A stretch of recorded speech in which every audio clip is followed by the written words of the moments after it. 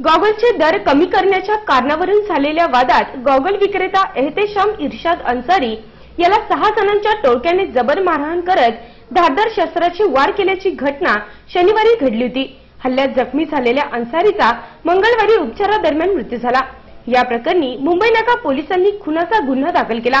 पोलिसांनी या प्रकरणी 4 संशयितांना ताब्यात घेतले। 2 जणांचा शोध सुरू आहे।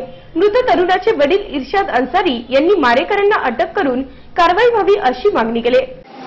मेरा बेटा है जो कि बिना कसूर है और पुलिस उसका कोई एक्शन नहीं ले रही है, बिल्कुल भी एक्शन नहीं। सिर्फ जुर्म, अगर मेरा बेटा मुसलमान न होता तो ये केस न होता।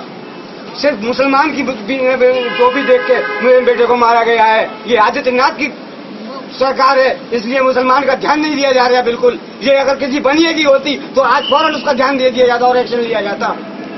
सिर्फ मुसलमान होने के नाते और टोपी देखने के नाते उसका एक्शन नहीं लिया जा रहा बिल्कुल भी। काश में यूपी में होता और मैं मुझे हाथ में दे दिया जाए तो उसके टुकड़े टुकड़े कर दूं मैं उसके हाथ से। अपने उस मुलजिम को मुझे दिया जाए और पकड़ कर उसकी सजा दी जाए, फांसी पर लटकाया जाए। मांग क्या है? उसको फांसी दी जाए पर पकड़ के।